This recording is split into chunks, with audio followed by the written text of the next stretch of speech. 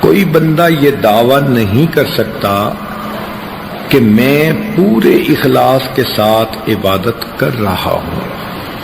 جب اللہ کے پیارے حبیب صلی اللہ علیہ وسلم نے فرما دیا ما عبدناک حق عبادتک، اے اللہ ہم نے آپ کی عبادت نہیں کی جیسے کہ کرنی چاہیے تھی، تو دنیا کا کون انسان ہے جو یہ سوچے کہ میں نے تو عبادت کا حق ادا کر دیا۔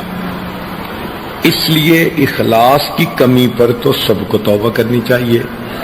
معلوم ہوا کہ نیک ہو یا برا ہو، ہر بندے کو اپنے حال کے مناسب توبہ کرنی چاہیے۔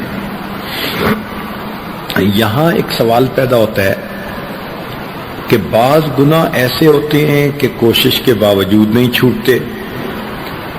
جو نوجوان انوالو ہوتے ہیں کہیں، وہ سوچتے ہیں جی کہ ہم تو اس کو چھوڑ ہی نہیں سکتے۔ تو بھائی ہمارے لیے چھوڑنا مشکل ہے، اللہ تعالیٰ کے لیے تو چھڑوا دینا آسان ہے۔ ہم اللہ تعالیٰ کی رحمت پہ امید رکھیں اور دعا مانگیں کہ اے پروردگار آپ ہمیں گناہ کی ذلت سے بچا لیجئے، آپ ہمیں طاعات کی عزت عطا فرما دیجئے۔ اور سچی بات تو یہ ہے کہ جب نقصان کا ڈر ہوتا ہے تو پھر انسان آسانی کے ساتھ گناہوں کو چھوڑ دیتا ہے۔ مثال کے طور پر بچھو سے ڈر ہوتا ہے کاٹنے کا، کوئی بھی قریب نہیں جاتا۔ سانپ کا ڈر ہوتا ہے، کوئی بھی قریب نہیں جاتا۔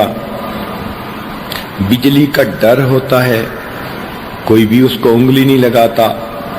آگ سے ڈر ہوتا ہے، ہر بندہ دور رہتا ہے۔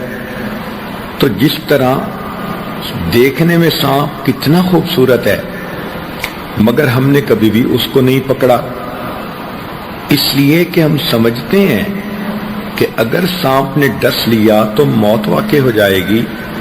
اسی طرح مومن کے دل میں یہ یقین آ جاتا ہے اگر میں نے کبیرہ کو کر لیا تو میری روحانی موت واقع ہو جائے گی۔